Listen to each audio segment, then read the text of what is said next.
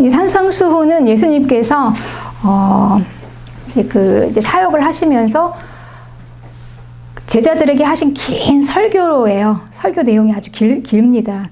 그래서 처음에 복이 있는 사람은 이렇게 하면서 이제 어떤 사람이 복이 있나 이렇게 이제 시작하죠. 그렇게 해서 8가지의 복이 나오고 그 이후에 그 복이 있는 사람의 생활 그리고 그들의 이제 삶에 대해서 이렇게 쭉 설교한 내용이 아주 기가 막힌 예수님의 설교입니다. 그래서 첫 번째 복이 있는 자는 하면서 첫 번째 심령이 가난한 사람은 복이 있다 이렇게 시작해요. 네. 왜냐하면 심령이 가난한 자들은 천국이 그들의 것이기 때문에 그러니까 즉 누가 천국에 들어가냐? 심령이 가난한 자들이다라는 얘기죠. 네, 그러니까 복이 있는 이유는요. 그들이 천국에 들어가기 때문에 복이 있어요. 그러니까 복은 천국에 들어가는 것이 복이라는 겁니다. 그런데 누가 천국에 들어가나? 심령. 심령이라는 말은 이 원어가 푸뉴마입니다. 이 푸뉴마는 창세기에서 하나님께서 인간을 만드실 때 흙으로 만드시고요. 거기 하나님의 생령을 불어넣으시니 사람이 생령이 된지라 해서 그 생령이 히브리어로 루아흐예요. 그러니 이 하나님의 영, 하나님의 생명입니다. 이게 이제 푸뉴마죠. 그러니 이 푸뉴마는 이제 정신적인 모든 부분, 여기는 뭐 새 번역에서는 이걸 마음이 가난한 자 이렇게 또 해석을 해요. 그러니까 마음과 그 영적인 것을 다 합쳐서 정신적인 모든 기질을 이야기합니다. 그러니 쉽게 우리가 요즘 뭐 멘탈이 강하다 이렇게 얘기하잖아요. 예. 그러니까 이 멘탈이 강하면은 아마 세상에서는 살기가 쉽습니다. 멘탈이 약하면 아무래도 살기가 어렵죠. 이 정신적인 기질이 약하다는 말입니다. 가난하다, 없다는 거죠, 많이. 그러니까 도움이 필요해요. 혼자 살 수가 없는 거예요. 그 멘탈이 강한 사람들이 막 자기 힘으로 마치 그들은 감정도 없고 뭐 그냥 마치 강철 같잖아요. 기계 인간들 같이 그냥 쑥쑥 나가지만 이 푸뉴마가 약한 사람들은요, 그냥 그 자기들의 그 약함 때문에 그냥 뭔가 도움을 찾고 찾다가 급기야는 하나님을 만납니다. 그래서 이 천국에 들어가게 돼요. 그게 처음에 복이다라고 이야기하고 있습니다. 그리고 이제 이들은 두 번째 누가 복이 있냐면 애통하는 사람이 복이 있어요. 왜냐하면 그들은 위로를 받기 때문에. 그래서 이 정신적인 기질이 약한 사람들은요, 세상에서 살면서 멘탈이 강한 기계인간들 같은 이런 강철 같은 마음을 가진 사람들 앞에 살면서 애통할 일이 많아요. 예, 울 일이 많습니다. 눈물을 쏟을 일이 많습니다. 그러니까 그들이 애통하다가 이 울부짖으면서 기도하는 거예요, 이게. 때때로 너무나 자기 힘으로 할 수 없는 이 벅찬 이 세상에서 울부짖으면서 기도하다가 이제 하나님의 위로를 받는 것입니다. 하나님의 위로를 받는다는 건 하나님을 만난다는 거예요. 그리고 하나님과의 교제 안으로 들어간다는 거죠. 그게 복이다 이렇게 얘기해요. 그러니 이 복이라는 거는 세상이 이야기하는 뭐 우리가 금수저다 아니면 로또를 뭐 당첨이 됐다 이런 복과는 전혀 거리가 먼, 세상에서 얘기할 때 우리가 이것 때문에 처지고 부서지고 뒤처지고 마치 그냥 무능력한 사람처럼 그렇게 되었던 그 기질들 때문에 결국은 하나님 앞에 와서 천국에 들어갈 수 있는 거, 이게 복이다 이렇게 예수님께서 말씀하세요. 그리고 이제 세 번째 이제 복을 얘기하는데요. 여기에 온유한 자가 복이 있는데 그들이 땅을 기업으로 받기 때문에 복이다 또 이렇게 얘기하세요. 네. 그래서 그동안에 이 예수님께서 말씀하신 심령이 가난하고 그리고 애통하고 그리고 온유하고 이런 것들은 다 연결이 됩니다. 그러니 예수님이 말씀하시는 그 8가지의 복은 그냥 한 복만 받고 따로따로 받는 게 아니라 그 인격의 사람들이 8가지의 복을 다 받아 누리는 거예요. 그러니 마음이 약하고 애통하는 사람이 또 온유한 사람인 겁니다. 이 온유라는 거는요, 겸손하고 온순한 거예요. 누가 겸손하고 온순할까요? 마음이 심령이 약하고 그리고 또 애통할 수 있는 사람. 그래서 하나님을 만나고 그리고 하나님과의 이 관계 안에서 하나님의 온유를 받아서 하나님의 온유로 온유할 수 있는 사람, 겸손할 수 있는 사람이죠. 그들은 낮은 곳에 있을 수 있는 사람들입니다. 그런데 그들이 이제 그 복을 받는데 그들이 받는 복이 뭐냐면요. 시편 37편 11절에는 온유한 자들은 땅을 차지하며 풍성한 화평으로 즐거워한다 이렇게 얘기합니다. 네. 그러니 이들이 받는 땅을 기업으로 받는 것은 땅을 차지한다는 거죠. 땅에서 풍성한 것을 누리는 거예요. 그러니 한마디로 땅에서 잘 사는 복을 받는다는 거예요. 누가 받냐면 온유한 자가. 이게 이제 땅을 기업으로 받는 온유한 자의 복인데 이제 오늘은 이 땅을 기업으로 받는 온유한 자의 이 복에 대해서 우리가 함께 나누기를 원합니다. 땅을 기업으로 받는다는 말이 무슨 말일까요? 원래 이 기업은요, 하나님께서 아브라함에게 상속으로 주신 게 가나안 땅이었습니다. 그런데 이 가나안 땅은 하나님이 통치하시는 하나님의 나라였어요. 그 나라는 영원한 나라. 그래서 아브라함이 받은 기업으로 받은 그 나라는 영원한 하나님의 나라다. 구원이고 천국이다. 이렇게 이제 우리가 알고 있었죠. 그런데 그 하나님의 나라를 기업으로 받는 게 아니라 이 땅의 나라를 기업으로 또 주신다는 거예요. 온유한 자에게. 땅의 나라, 땅의 기업을 차지한다라는 거죠. 그런데 이 땅의 기업을 차지한다는 것은 아브라함에게 하나님께서 가나안을 주시기 전에 사람에게 제일 먼저 주신 기업은 땅이었어요. 땅의 기업을 주셨어요. 그러니까 창조주는 처음에 사람에게 이 온 땅을 통치해서 다스릴 수 있도록 이 땅의 통치권을 주시면서 땅을 기업으로 주셨습니다. 네. 그런데 사람은 죄 때문에 이제 속았죠. 마귀에게 이걸 빼앗겼습니다. 네. 그래서 그 이후로부터 하나님께서 주신 이 통치권을 마귀에게 빼앗기고 이제 이 땅의 기업을 뺏긴 거죠. 그래서 이 땅에서 이 모든 게 다 고달프고 힘들고 힘겹고 이제 완전히 자기의 이 땅의 통치권을 빼앗아간 마귀의 종이 되어서 살아가는 겁니다. 그래서 인생이 고달퍼요. 이게 하나님이 주신 우리의 징계인가? 이게 뭐 하나님이 우리에게 인생을 이렇게 고달프게 주셨냐? 그렇지만 하나님은요, 이 사람에게 땅을 기업으로 주시면서 통치권을 주실 때 우리의 인생을 축복하셨습니다. 네. 우리에게 축복으로 주신 거예요. 결코 우리의 인생을 고난으로 주신 게 아니에요. 그런데 이 축복으로 주신 이 인생을 죄가 들어오면서 우리가 저주로 받게 된 거죠. 그래서 전도서 3장 12절에는 사람들이 사는 동안에 기뻐하며 선을 행하는 것보다 더 나은 것이 없는 줄을 내가 알았고, 그리고 13절에 사람마다 먹고 마시는 것과 수고함으로 낙을 누리는 그것이 하나님의 선물인 줄도 또한 알았도다. 그러니 이 지혜자는요, 이제 인생을 쭉 살다 보니까 뭐 누릴 것도 누려보고 다 가질 것도 가져보니까 최고의 것은 그냥 우리가 이 땅에서 이렇게 만족하면서 잘 먹고 잘 사는 거, 이게 그냥 가장 큰 복이고 이게 하나님의 선물이었다라는 것을 깨달았던 거죠.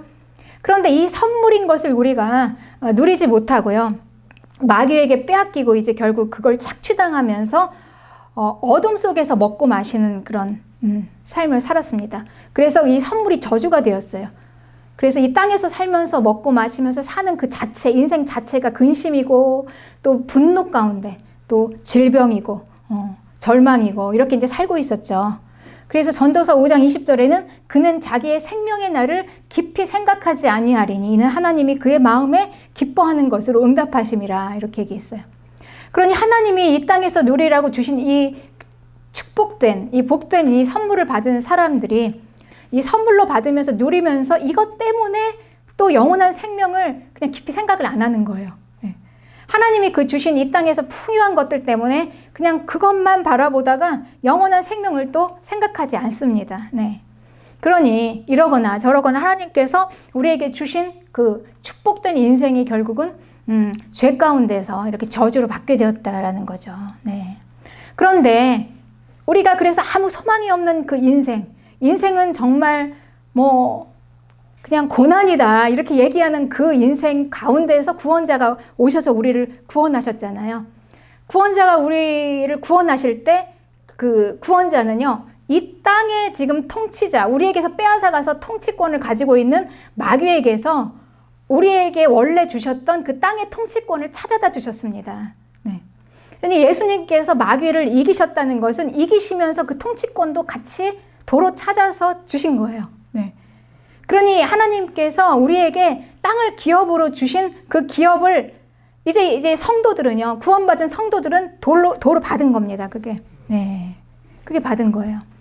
그러니 이 땅에서 그 통치권을 쓰면서 사는 것은 당연히 구원받은 자의 당연한 권리죠. 권리예요, 우리가. 예수님께서 그걸 찾아다 주셨으니까, 우리가 빼앗긴 것을 마귀를 이겨서 찾아다 주셨지 않습니까? 네. 그러니 성도가 땅에서 잘 되는 것은 십자가 구원의 우리의 권리다라는 거죠. 네. 그래서 세상은 아직 마귀의 통치 아래에 있지만 성도는 그 마귀의 영역에서 그 마귀의 통치권을 받는 게 아니에요. 그러니 마귀가 주는 복을 받는 게 아니라는 겁니다. 이 세상에 살면서. 네. 그러니까 따로 여기에서 애초에 하나님께서 우리에게 주신 그 통치권을 회복해서 잘 되는 사람들이에요. 이 땅에 살면서. 네. 이해하시죠, 여러분? 이 의미가. 네. 그러니 우리가 무조건 성도가 이 땅에서 잘 사는 게 나쁘다 이라는 게 아니라는 거죠. 그러니까 마귀의 통치 수하 아래에서 우리가 잘 되는 게 아니라 원래는 그랬는데 우리가 이제 구원받으면서 그 통치권을 찾아다 주셨잖아요. 원래 애초에 마귀가 빼앗아 간 거. 그걸 도로 찾아서 우리가 당연히 누릴 그 권리를 누리면서 마귀의 수하에서 누리는 게 아니라 빛에서, 빛 아래에서, 빛의 나라 안에서 우리의 통치권이 회복이 된 거예요. 하나님이 애초에 태초에 주신 통치권. 네. 하나님께서 온 우주 만물을 만드시고 땅을 만드시면서 사람을 만드시고 사람을 축복하시고 다스리라 이렇게 통치권을 주셨잖아요. 그것을 우리가 도로 찾은 겁니다. 그걸 쓰는 거예요. 그게 구원받은 자들입니다. 네. 그러니 마귀가 주는 복이 아니라 다시 찾은 땅의 통치권을 쓰는 자들이 바로 성도들이죠. 네. 그러니 이 세상은요, 이 세상 왕 마귀가 이 땅의 권세를 가지고 이렇게 막 쓰는 것 같지만 이 온유한 성도들은 그것을 능가합니다. 네. 마귀의 통치를 능가하고 그리고 초월해요. 그래서 그 통치권을 누가 쓰냐? 온유한 자들이 쓴다는 거예요. 겸손하고 마음이 온순한 성도들이 그 통치권을 받아서 아주 그냥 충만하게 쓸 수 있다는 거예요. 그 마귀의 통치를, 세상 통치를 막 능가하고 초월하면서 네, 그렇다는 거죠. 이게 땅을 기업으로 차지하는 온유한 성도들인 것입니다. 이들이 이제 바로 복이다라고 얘기하는 거죠. 네. 그러니 이 성도가 받는 이 복은요, 여러분, 완전한 복입니다. 네. 그러니 우리가 이 복에 대한 오늘 이제 그 산상수훈에서 예수님께서 말씀하신 개념이 쭉 보니까 이 땅에서 구할 수 있는 복이 아니고요. 이 복은 그냥 이 하나님을 만날 만한 그런 기질을 가진 사람들이 하나님을 만나서 누리는 복이었잖아요. 그러니까 이 복은 하늘로부터 내려오는 복이었습니다. 그러니 하늘에부터 이렇게 복이 내려와서 땅에까지 이어져서 땅에서 누리는 완전한 복인 거예요. 이게 성도들의 완전한 복이죠. 네. 네. 그러니 이 하늘과 땅을 통합해서 통합하는 거예요. 이 복입니다. 그러니 우리 영혼과 육체를 통합하는 이 복입니다. 네. 분리하지 않아요. 우리는 이 복을. 하늘의 복 따로 있고 땅의 복 따로 있고 이렇게 분리하지 않습니다. 네. 성도들에게는. 네. 단 마귀의 영역과 하나님의 영역은 우리가 나누죠. 근데 우리는 결코 그 영역에 속할 수가 없어요. 그렇죠? 우리는 이미 구원을 받았잖아요. 거기에서. 그러니 더 이상 이 마귀의 통치 아래에 속할 수가 없는 것입니다. 네. 그러니까 원래 우리가 받은 통치권을 누리는 거죠. 네. 근데 이것이 구원인데요. 그래서 우리가 받은 구원은요, 통합적인 구원입니다. 통합적인. 그러니까 구원받은 우리는, 사람은 우리 구조가 영혼과 그리고 마음과 우리 육체 이렇게 이루어져 있어요. 예. 영혼과 마음과 육체 같이 이게 이루어져서 한 사람을 만들죠. 그러니까 예수님께서 구원자가 우리를 구원하신 이 구원은 영혼과 마음과 육체의 통합적인 구원이에요. 그러니 우리 영혼도 구원하셨지만 우리의 육체도 함께 구원하신 그런 구원인 것입니다. 네. 우리 영혼은요, 이제 성경에 쭉 근거해서 제가 이렇게 나눠봤습니다. 우리 영혼, 그리고 마음, 그리고 육체. 그런데 우리 영혼은 하나님께서 우리를 흙으로 이렇게 만드시고 하나님의 생명을 불어넣으셔서 영원히 사는 존재가 되었어요. 죽지 않는 하나님의 생명을 받은 자들. 그래서 영원히 사는 것은 그 우리 하나님의 생명이 그 하나님과 같이 붙어 있는 자들. 그리고 죽는 것은 하나님을 영원한 생명이신 하나님에게서 떠나간 자들이죠. 그러니 영혼이라는 것은 하나님이 우리에게 주신 그 생명인데요. 그 생명은 그 생명인 영혼은요. 그러니까 온 피조물 중에 사람의 아주 탁월한 그 사람을 구분한 것입니다. 독보적인 거죠. 모든 피조물 중에 아주 생명의 영역으로 아주 독보적인 이곳이 바로 영혼이라는 부분입니다. 사람만 가지고 있는 거. 이게 영혼입니다. 그래서 우리는 이 영혼으로 이제 영원한 하나님의 나라로 이제 가게 되는데요, 영혼. 특별한 피조물인 사람이 사람 되게 하는 이 영혼이에요. 이거는 결코 마귀가 건들 수도 없는 그 부분입니다. 그리고 우리에게는 마음이 있어요. 그런데 이 마음은 우리가 그 생각하는 것처럼 그 하트를 뿅뿅 날리면서 막 이 가슴에 이렇게 있는 그 빨간 이런 하트 모양 이런 게 아니에요. 네. 과학적으로 마음은 뇌에 있다라고 과학자들이 이렇게 발견을 했습니다. 뇌에 있어요. 그러니 이 마음이라는 부분은 우리의 그 인체의 한 장기 중에 있는 거잖아요. 그런 육체에 가깝습니다. 마음이. 그래서 이 마음에 요즘에 아마 여러분들 일반 사람들도 뭐 세로토닌, 도파민 이런 용어들 많이 들어보셨을 거예요. 그러니까 뇌에서 나오는 이 물질들이 잘 적절하게 균형을 맞추면 이제 건강한 마음이 되지만 이게 이제 불균형되면 막 우울증도 생기고 막 자살 시도까지 하게 되고 또 뭐 업다운이 심하게 되고 이제 이런 게 있는 거죠. 그러니 이게 이제 마음이 뇌의 한 장기에 있다는 증거입니다. 네. 그게 마음이에요. 인체의 장기에 있는 이 마음의 그 부분에 이제 이상이 와요. 이제 불균형으로 그 뇌의 전달 물질이 막 잘못 나오니까 그럴 때 이제 약을 써서 좀 이렇게 가라앉혀가지고 이렇게 정상적인 생활을 하기도 합니다. 그런데 이제 우리는 우리 마음에서는 이 마음은요 예수님을 만날 수 있는 곳이에요. 이 마음이. 그러니 우리는 이 마음에 예수님이 함께 하셔서 마음이 강하고 담대해지기 때문에 우리는 그 예수님을 만나면 강하고 담대한 마음으로 잘 살 수 있는 거예요.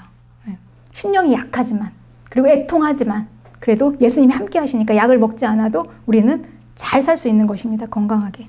이게 마음인데 이 마음은요 생각을 합니다. 여기에 생각도 하고 그리고 또 감정도 느껴요. 미운 감정, 또 좋아하는 감정, 행복한 감정.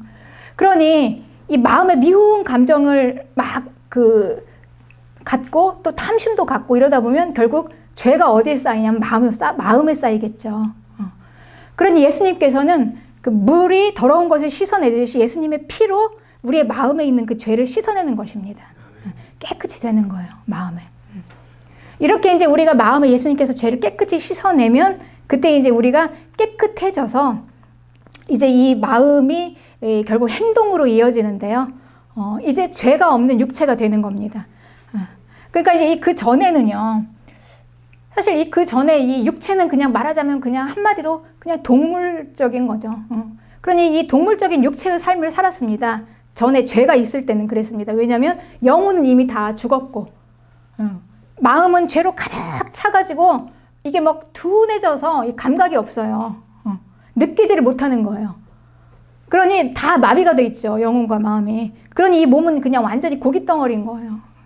제가 좀 표현이 너무 원색적이지만. 네. 그러니 이제 막 이 동물적인 삶을 사는 거죠. 그냥 잘 먹으면 되고요. 잘 자면 되는 거예요. 잘 쓰면 되는 거고. 만족하는 거예요. 그런 동물적인 삶을 살았는데 이제 이 구원받은 성도들은요. 더 이상 우리의 육체가 동물적인 육체가 아니에요. 왜냐하면 벌써 이 영혼이 살아났어요. 깨어있어요. 그리고 이 마음에 죄가 깨끗이 씻어지니까 전하고 달라요. 이제 막 감각들이 막 느껴지기 시작하고 보이기 시작하고 그러니 이제 더 이상 이제 동물적인 육체로 살 수가 없는 거예요. 네. 깨끗해지니까. 그리고 예수님이 함께 하시잖아요. 이 마음에. 그러니까 예수님이 함께 하시기 때문에 이 육체가 이제 그 구원받은 성도의 육체는요. 이제 더 이상 동물적인 육체가 아니라 거룩한 육체가 되는 겁니다. 네. 그래서 이 구원받은 성도의 몸은요. 거룩합니다. 네. 하나님이 함께 하셔서 거룩하기도 하지만 죄가 깨끗이 씻어져서 이제는 그래서 이 구원받은 성도가 몸으로 하는 모든 것들은 다 거룩한 거예요. 네. 그러니 이 구원받은 성도가 이 몸으로 뭐 전에는 예를 들면 만약에 뭐 이거 참 너무 이건 좀 그 예가 좀 지나칠지 모르겠지만 뭐 여러 가지 직업들이 있잖아요. 뭐 포주들도 있고 뭐 사기도 있고 뭐 여러 가지. 뭐 도둑, 뭐 이런 그 육체로 하는 그런 일을 했다가 이제 새로운 거룩한 육체가 되면 이제 그게 이제 안 맞는 거예요. 나하고 코드가 안 되는 거예요. 그게. 그러니까 이제 직업을 바꾸기도 합니다. 네. 구원받은 성도들의 육체는 이제 더 이상 동물적인 육체로 사는 게 아니라 이제 이 거룩한 모든 것을 다 거룩하게 하는 이 거룩한 몸으로 살면서 이제 죽으면 이 육체가 흙으로 소멸이 돼요. 그렇지만 흙으로 소멸되지만 이제 우리가 영원히 하나님 나라에 갈 때 이 원본인 이 육체를 원본으로 해서 아주 신령한 몸이 입혀집니다. 네. 그래서 우리가 영원한 하나님의 나라 갈 때 영혼만 둥둥 떠가는 게 아니라 아주 신령한 우리의 그 육체, 원래 있었던 그 우리의 땅의 몸을 원본으로 하는 아주 거룩한 신령한 몸으로 우리가 이제 다시 입혀지는 몸입니다. 네. 그래서 이제 이 몸을 입고 우리는 그 하늘에서 하늘의 몸으로 이제 영원히 사는 거예요. 그러니 우리 성도에게는 우리가 구원받은 영혼도 중요하고, 그리고 마음 관리도 잘해야 되는 겁니다. 하나님이 항상 거하시도록. 그리고 구원을 받았지만 그래도 아직까지도 마음에 이렇게 그 죄가 들어오죠. 당연히 사니까 세상에서. 그럴 때 이제 그때마다 빨리 씻어내야 돼요. 예수님의 십자가로 날마다 가야 돼요. 그래서 믿고 예수님 그 회개를 하는 거죠. 오늘 지었던 이 더러운 죄를 예수님의 피로 깨끗이 씻어주세요 하고 새롭게. 예. 예. 그래서 이제 그 깨끗해진 그 마음으로 우리의 몸이 더욱더 거룩해지고 이제 이렇게 사는 겁니다. 성도들이. 네. 그래서 이제 이 마음 관리를 우리가 이제 잘 해야 되는데요. 그 시험은 우리의 마음이 그 육체의 욕심을 따라갈 때 걸려 넘어지는 게 시험이라고 그랬어요. 네. 그러니 이 마음 관리를 잘해서 우리가 육체의 욕심을 따라가지 않고 계속 이렇게 이제 계속 깨끗이 씻어내면서 거룩한 생활을 하면서 성령을 따라가면 우리가 시험에 들 일이 없겠습니다. 네. 이렇게 이제 우리가 성도가 살아가는 거예요. 네.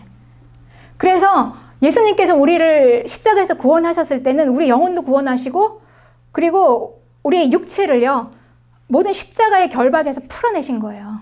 네. 그러니까 죄에 묶여있고 이 저주에 묶여있었던 우리의 육체를 예수님께서 십자가의 그 결박에서 풀어내셨다는 것입니다. 구원이. 네. 그렇죠. 이게 이제 구원인 것입니다. 네.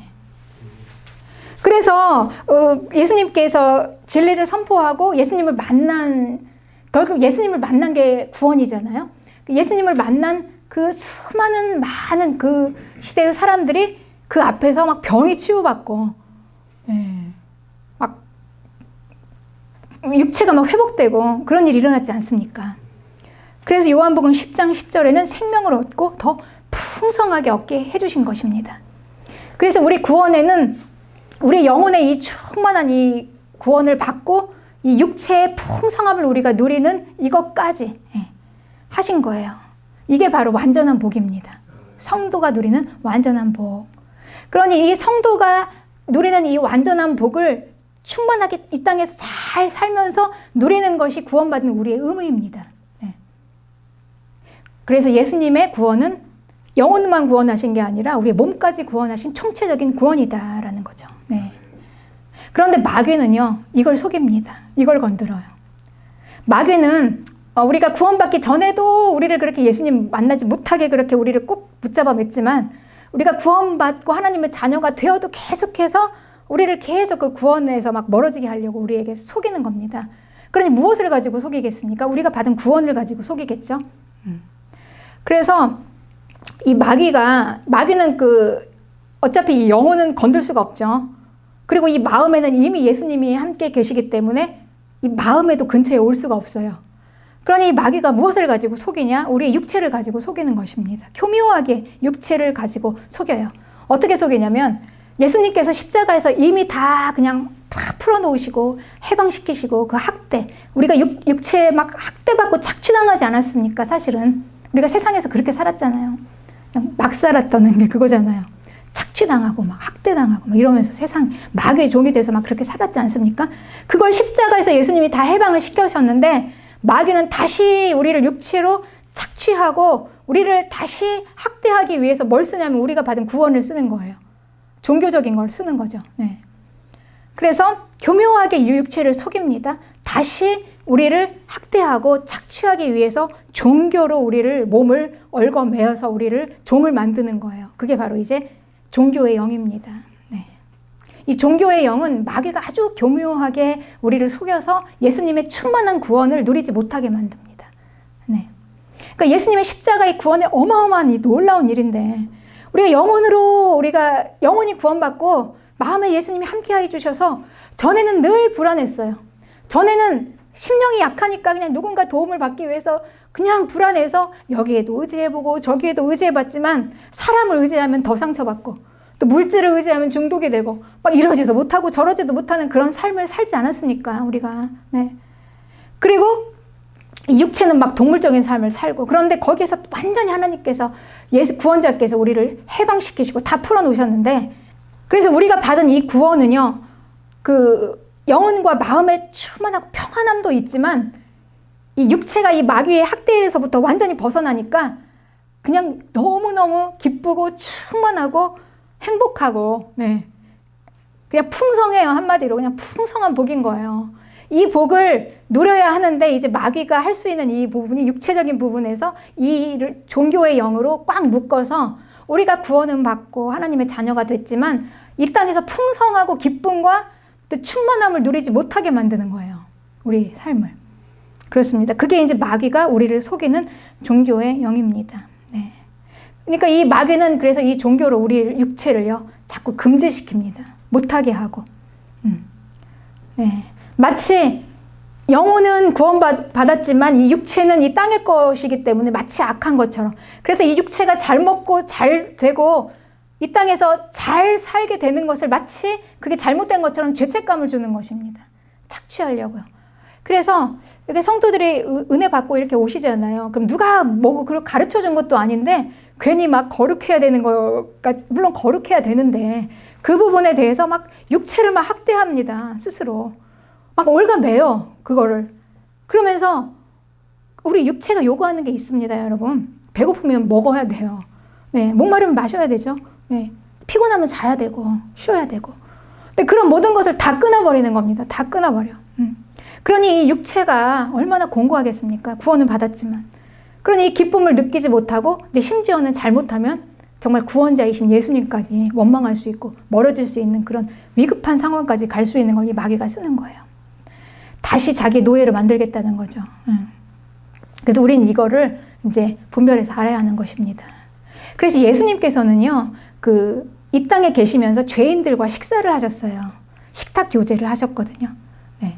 그러니까 예수님이 많은 죄인들과 이렇게 같이 뭐 매일 잔치를 벌인 것처럼 마치, 그러니까 예수님을 따르는 자들과 매일 식사를 하셨는데 그 자리는 굉장히 즐거운 자리였습니다. 그러니 그 예수님의 식탁 교제를 통해서 우리에게 예수님께서 구원받는 것이 무엇인가를 가르쳐 주시는 거예요. 우리가 구원받는다는 것은 다른 게 아니라 예수님과의 관계입니다. 친밀한 관계 안으로 들어가는 거예요. 네. 그런데 친밀한 관계가 어떤 친밀한 관계냐면 그냥 음식을 잘 차려놓고 거기에서 기쁘게 예수님과 함께 음식을 나누어서 같이 밥을 먹는 그런 친밀함이에요, 여러분. 그게 얼마나 행복한지 아십니까? 이 식탁 교제라는 게. 그래서 성도의 식탁 교제는 아주 중요합니다. 우리가 내가 불편한 사람이나 내가 막 싫은 사람이랑 같이 밥을 먹으면 소화가 안 되잖아요. 그러니까 같이 밥 먹고 싶지도 않아요. 그런데 우리가 이제 편안하게 좋은 사람들과 같이 이제 우리가 밥 먹는 그 자리조차도 참 그게 행복하죠. 먹는 자리가. 음식을 잘 차려놓고 잘 먹는 자리도 행복한데 거기에 막 코드가 맞고 말도 통하고 막 그 또 주 안에서 한 성령으로 함께 돼서 거기 예수님까지 같이 계시는 거예요. 그러면 그 자리가 얼마나 잔치죠. 잔치 한마디로. 잔치. 그러니까 축제. 그러니까 예수님을 믿고 친밀한 교제를 하는 게 뭐냐. 이런 축제 같은 거라는 거예요. 축제 같은 자리예요, 우리가. 그러니까 우리가 받은 구원이 뭐냐면 이렇게 축제와 같은 구원이라는 거죠. 그러니까 우리가 그 예수님께 받은 그게 사랑과 은혜, 얼마나 감격스럽습니까? 그게. 그걸 계속 그 감정을 유지하면서 예수님과 친밀한 교제 안에서 함께 먹고 마시면서 막 마음을 싹 쏟아놓으면서 이야기를 하면서 축제와 같은 이 어마어마한 이 엄청난 이 풍성한 이 구원을 그냥 육체를 막 묶어놓는 거예요. 그래서 뭐라고 그러냐면 이제 이들은 이렇게 말을 합니다.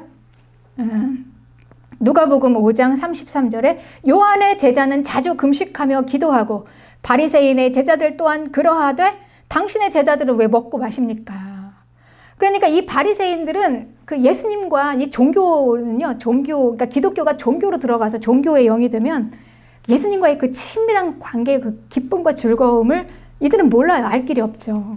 그러니까 도대체 예수님과 이 친밀하게 음식을 먹고 밥을 먹는 이게 어떤 건지를 모르는 겁니다, 여러분. 그러니 우리가 이제 이렇게 이게 좀 이해가 될지 모르겠지만 세상에서는요, 우리가 마음을 탁 터놓고 얘기할 때 이제 맨정신으로는 안 되니까 술을 마시잖아요. 그러니까 술자리. 사실 술자리만큼 사람을 친밀하게 하는 자리가 어디 있습니까? 그러니 약간 이렇게 정신이 맨정신이 아닌 상태에서 마음을 확 열어젖히고 막 필터 없이 막 나와요. 필터가 없어요. 막. 그러니까 막 자기 속에 막 나오니까 막 가까워지는 거죠. 이게 술자리. 얘가 좀 그렇지만. 근데 이제 우리는 그렇게 뭐 이렇게 술의 힘을 빌려가지고 정신이 몽롱하지 않아도 성령이 충만하면 마음이 확 열어지면서 막 마음이 확 열려요. 함께. 그게 이제 성도의 식탁 교제입니다. 그러니 예수님과 함께 음식을 먹는 이 자리는 결국 이 구원이라는 건 예수님과의 친밀한 교제는 이렇게 행복하고 풍성하고 그냥 뭐 날마다 잔치라는 거예요. 축제. 너무너무 기쁜 자리인 거죠. 그래서 예수님께서는 이제 우리에게 이제 그 당시에 예수님께서는 자기를 따르는 자들이 어떤 자들이었냐면 심령이 약하니까 세상에서 이리치고 저리치다 보니까 막 죄도 짓고 막 밑바닥이 있고 막 그렇죠. 그러니까 이제 그런 자들이 예수님께 와요. 그럼 예수님께서 이제 그들과 같이 막 교제를 하는 거예요. 식탁 교제를. 그러면서 이제 그들은 예수님을 만나서 풍성한 그 구원을 받게 되는 겁니다. 그런데 이제 이 바리새인들은 이걸 모르니까 마치 예수님을 죄인의 친구다 하면서 같이 동급으로 막 치고 이게 이제 도저히 이해가 안 가는 거죠. 그래서 이제 오늘날도 예수님께서는 이렇게 이제 부르셨어요. 계시록 3장 20절에는 볼지어다 내가 문 밖을 서서 두드리노니 누구든지 내 음성을 듣고 문을 열면 내가 그에게로 들어가 그와 더불어 먹고 그는 나와 더불어 먹으리라. 그러니 우리가 예수님을 영접하는 거는 마음의 문을 열고 예수님이 함께 들어와서 교제하는 이 교제가 그냥 거룩하게 종교적으로 멀리 있는 신을 섬기는 교제가 아니라 이렇게 정말 축제와 같이 기쁘고 즐거운 식탁의 자리에서의 같이 함께 먹고 즐기는 아주 친밀한 이런 교제라는 것입니다. 이게 구원이에요. 우리가 받은 구원. 네. 그러니 관계인 거죠. 예수님과의 관계. 근데 이걸 빼면은 우리가 사실 우리의 구원과 믿음에서 이걸 빼면은 이게 중심인데 핵심인데 하나님과의 친밀한 관계. 하나님은 그 구원자가 나를 얼마나 사랑하시나, 그분의 은혜가 나에게 얼마나 임했나, 기뻐하고 즐거워하고 날마다 기뻐하고 즐거워하는 그 삶이 핵심인데요. 이걸 가리워버리면요. 네. 뭐가 남겠습니까? 이걸 가리워버리면. 네. 그래서 이제 이 마귀는 그래서 이 즐거움을 빼앗아가는 거예요. 우리에게서. 육체, 즐거움. 마치 이게 악하다 해서 빼앗아가서 육체를 학대하고 착취하면서 고통을 줘요. 그래서 이제 결국은 우리가 이 기쁨이 빠지고 우리가 율법적인 행위만 남으면요, 여러분, 이게 예수님 믿는 것이 고통스러워요. 교회 다니는 게 너무 힘들어. 시간마다 예배 드려야 되고, 막 헌금도 막 해야 되는데, 뭐, 헌금 종류도 많아. 다 해야 되고. 그리고 막 헌신도 해야 되고, 막 가서 전도도 해야 되는데, 이런 걸 다 하려니까 너무 버거운 거예요. 시험에 듭니다. 신앙생활 하는 게 너무 고통이다라는 거죠. 네. 그래서 결국은 그렇게 하다가 교회에서, 이제 못 견디고 나오신 분들이 얼마나 많습니까? 네. 우리가 받은 구원은 그게 아닌데요. 네. 그렇게 우리를 고통스럽고 착취하는 게 아닌데, 네. 그 종교의 영은 우리의 기쁨과 충만함을 이렇게 가리우는 것입니다. 네. 날마다 축제와 같은 감격, 네. 구원받은 감격, 그 사랑과 그 은혜 때문에 정말 그냥 날마다 그 사랑과 은혜의 충만함, 그 즐거워하는 그 마음을 빼앗으면서 지치고 고달프게 만들어서 결국은 예수님과의 관계를 멀리 떨어놓는, 이간질시키는, 이거를 하려는 거죠. 네. 그러니 종교의 영에 사로잡히면 우리가 당연히 마땅히 성도가 누려야 할 이 육체적인 이 구원을 우리는 마치 여기 이제 기쁨과 행복을 조금이라도 이제 느끼면 안 되는 거예요. 네. 아니, 이게 종교적인데 거룩해야 되는데 이거 조금이라도 조금 이거 잘 먹어? 잘 써? 이건 안 되는 거지. 그래서 이제 죄책감을 느끼는 겁니다. 그리고 뭔가 막 이렇게 육체를 학대해야 되고 막 고통을 줘야지 안정감을 느껴요. 그렇기 때문에 그렇게 하지 않으면 뭔가 혼나는 느낌이 들고 뭔가 잘못하는 느낌이 들고 늘 불안하고 이렇게 되는 거죠. 네. 그러니 이 성도를 대적하는 불신자보다 더한 이 대적자들이 바로 이 종교의 영들이었다는 것입니다. 그래서 이 종교의 영들은 종교인들 사이에 들어와요. 네. 그래서 종교적인 지도자들, 바리새인들. 네. 그래서 그들은 자기의 그 의로움 때문에 안 보이는 거죠. 네. 그래서 이제 그들은 계속해서 예수님을 따라다니면서 괴롭히고 핍박하다가 결국은 예수님이 십자가에 못 박아서 죽였습니다. 그게 이제 이 종교. 그러니 이 종교의 영은 결국 이 구원을 핍박하고 학대해서 죽인다는 것. 그리고 우리의 구원은 은혜와 사랑인데 은혜와 사랑을 가로막는다는 거죠. 그 증명이 되는 겁니다. 가장 우리 성도의 가장 취약한 적입니다. 그래서 이 종교의 영은 복음을 대적합니다. 네. 그렇습니다. 어떻게 보면 같은 편인 듯 하면서도 실상은 더 대적하고 착취하고 죽이는 자들. 네. 그렇죠. 네. 그래서 이 하나님은요, 우리 이스라엘에게요, 지극히 하나님께서 그 구원하신 그 구원은 사랑이에요. 하나님이 그 백성을 사랑하셨어요. 그래서 그들에게 율법을 주신 거는 뭐냐면 사람이 살면서 죄를 안 지을 수가 없죠. 근데 죄를 지으면 이제 죄에 대한 그 징벌을 받아서 결국 급기야 사형으로 죽으니까 죽지 않으려면 어떻게 해야 되냐? 이렇게 살아라 하고 우리 그 이스라엘에게 주신 게 율법이에요. 이렇게 살면 안 죽는다 하고 주신 그 매뉴얼입니다. 이제 성도가 살아야 할 매뉴얼. 그게 이제 율법이죠. 그러니 이제 이건 하나님의 사랑의 관계 안에서 주신 거예요. 그런데 그럼에도 불구하고 또 사람이라 보니까 이제 살면서 죄를 지어요. 그러면 그때는 어떡하냐? 죄를 지었으면 하나님께서 또 안 죽이시고 내 죄를 대신해서 짐승을 이제 대신해서 죽이십니다. 그리고 그 피를 받으시는 거예요. 그래서 하나님의 공의가 다 채워지시고 나를 용서하시는 그 사랑. 그러니 이 이스라엘은 죄를 지어도 그 짐승 예배를 드리면서 그 하나님의 그 사랑과 은혜와 그 용서하심에 감격하면서 너무 감사했어요. 용서하심에. 그래서 그 감사함으로 충만해서 그 처절한 짐승의 죽음을 보면서 이런 나를 하나님께서 사랑하셨구나 하는 그 구원의 감격을 가지고 어떻게 하겠습니까? 당연히 하나님께서 주신 그 율법을 지키면서 사는 거죠. 그러니 이스라엘이 율법을 지키는 건 하나님을 사랑하기 때문에 지키는 것입니다. 네. 그런데 만약에 하나님을 사랑하는 이 사랑이 없이 율법을 지킨다면 어떻게 될까요? 그건 너무너무 이거는 불가능이에요. 그거 할 수가 없어요. 이거 어떻게 하겠습니까? 기계적으로 이거를. 그래서 결국 못했어요. 못했습니다. 그래, 하나님을 사랑하는 마음 없이 사람이 율법을 지킬 수 없다는 거예요. 그래서 그들은 심판을 받았습니다. 하나님께서 그들을 심판하시고 그럼에도 불구하고 하나님께서는 이제 구원자를 주셨어요. 그러면 구원자를 주셨으면 구원을 받은 하나님의 성도들은 하나님의 말씀인 율법을 어떻게 지키는가? 구원을 받았으니까, 구원자가 왔으니까 어떻게 지키는가? 동일합니다, 여러분. 구약과 신약은요, 절대 떨어지지 않아요. 똑같아요, 원리가. 구약에서 하나님을 사랑해서 율법을 지킨 것처럼 그 하나님의 생명을 받아서 성령으로 내 안에 하나님이 임재하시는 하나님의 성도들은요, 그러니까 성령을 따라가면 죄를 짓지 않고 하나님의 율법을 완전하게 지킬 수 있어요. 더 완전하게. 그런데 성령을 따라가지 않고 구원을 받았지만 육체를 따라가면 율법을 못 지켜요. 그러니 누가 지킵니까? 하나님을 사랑하는 자. 그러니까 하나님을 사랑하면 성령을 따라갑니다. 하나님을 사랑하다 보면 성령을 따라가다 하나님 말씀을 지키게 돼요. 그런데 하나님을 사랑하지 않으면 내가 구원을 받고 예배는 드렸지만 그냥 육체를 따라가다가 결국은 율법 안 지키는 그런 자가 되는 거죠. 그러니 여기나 저기나 구약이나 신약이나 하나님의 율법을 지키는 자들은 하나님을 사랑하는 자다. 그러니 즉 하나님과의 친밀한 관계 안에서 사랑으로 할 수 있는 일이다라는 것입니다.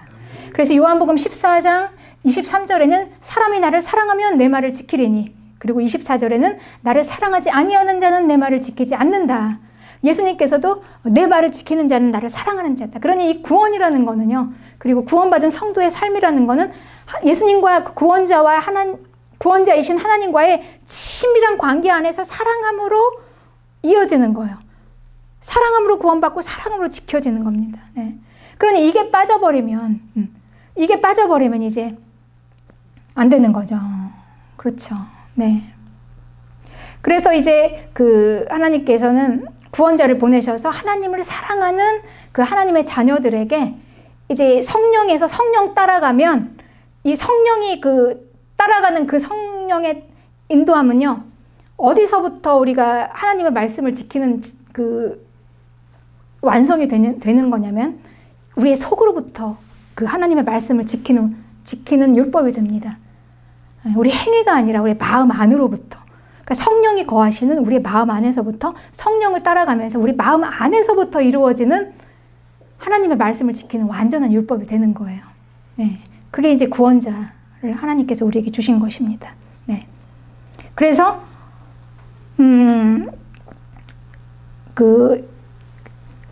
예수님께서 우리에게 이제 주신 그 율법의 기준은요, 살인을 하는 것만이 죄가 아니라 마음으로부터 이제 사람을 미워하는 거기서부터 동일한 죄라는 거죠. 예수님의 기준으로는. 그게 맞지 않습니까? 마음으로부터 나오는 하나님의 법이니까. 네. 그렇습니다. 그렇게 이제 완전한 율법이에요. 그래서 예수님께서 완전한 율법을 지킬 수가 있어요. 그리고 예수님을 사랑하는 성도는, 성령 받은 성도는 완전한 율법을 지키지 않는 게 오히려 더 힘들고 완전한 율법을 지킬 수 있는 능력이 있습니다. 마태복음 5장 20절에 너희 의가 서기관과 바리새인보다 더 낫지 못하면 결단코 천국에 들어가지 못하리라. 네. 네, 그런 거죠. 그래서 예수님께서 또 마태복음 5장 17절에 내가 율법이나 선지자나 폐하러운 줄로 생각하지 말라. 폐하러운 것이 아니고 완전하려 함이라. 그러니 이 말씀을 예수님을 사랑하는 성령 받은 하나님의 자녀인 성도 안에서 이 말씀이 성취가 되는 겁니다. 이 율법주의로 이 성도들의 육체를 착취해서 막고, 그리고 또 종교적인 여러 가지 사상들로 성도들을 이제 막는 거죠. 여러 가지 있습니다. 그래서 우리가 뭐 종말, 너무 과도하게 집착하면서 예수님의 재림, 필요 이상으로 너무 과도하게 집착하다 보면 이제 우리가 현재를 누릴 수가 없어요. 현재의 자족함을 누릴 수가 없어요. 오늘 하나님께서 우리에게 주신 오늘의 이 충만함을 우리가 받아 누릴 수가 없습니다. 네, 그렇습니다. 그리고 이 다가오지 않는 그 미래를 너무 과도하게 이제 해석을 해서 오바를 합니다. 네, 그렇습니다. 그래서 이제 결국은 우리가 받은 예수님께서 우리에게 의도하신 이 구원의 삶을 충만하게 누릴 수 없게 만드는 것이죠. 그래서 이제 바울이 이렇게 얘기한 것입니다. 어느 시대에나 이런 자들이 있어요. 종교의 영이. 예수님의 시대에도, 바울의 시대에도, 오늘날도 그렇습니다. 동일하게 성도들을 핍박합니다. 그들은 무엇으로 다가오냐? 이런 종교적인 사상으로 다가와서 너무 과도하게 넘어가는 거 있죠. 치우치면서. 네. 그래서 바울은 로마서 12장 3절에 마땅히 생각할 그 이상의 생각을 품지 말라. 오직 하나님께서 각 사람에게 나누어 주신 믿음의 분량대로 지혜롭게 생각하라. 네. 오죽하면 이런 말씀을 바울이 했겠습니까? 오늘도 우리 동일합니다. 너무 과도한 이런 사상들, 이 세계에 막 일어난 현상들, 그리고 특히 우리가 막 코로나 때 특별히 그랬잖아요. 이 세계가, 이제 세상이 뭔가 좀 어지러울 것 같으면 막 종말이 더 힘있게 막 성도들에게 옵니다. 네. 그래서 마치 이 종말을 막 모르면 안 되는 것처럼, 그러니까 마치 우리는 종말을 알고 있기 때문에 우리가 탁월하고 아닌 사람들은 정죄를 하고 이런 게 되는 거죠. 네, 그렇습니다. 그래서 예수님이 다시 오시는 종말은 변함없는 사실입니다. 오세요. 네. 그러나 이 종말을 준비하는 건요, 이제 갑자기 오늘 오시거나 내일 오시거나 언제 오시든지 우리의 믿음이 잘 준비되어 있고 예수님을 사랑하는 그 마음이 변함없이 있어서 언제 오셔도 우리가 자신감 있게 그냥 따라 올라갈 수 있는 거지. 뭔가를 그냥 다 난리를 내고 막 버리고 막 하면서 그러면서 그냥 그렇게 잘 따라갈 수 있을지는 모르겠어요. 그러다가. 네. 그렇습니다. 네. 그러니 예수님을 사랑하는 자들은요, 오늘 하나님이 나에게 주신 이 하루를 충실하게 살아요. 네. 그리고 말씀을 지켜요. 그 주님을 사랑하다 보니까 주님의 몸된 교회를 사랑합니다. 교회 안에 들어와서 하나님께서 우리에게 주시는 그 또 사역들, 은사들 같이 함께 또 주의 일을 이루어 나가는 것입니다. 건강하게요. 네. 그렇습니다.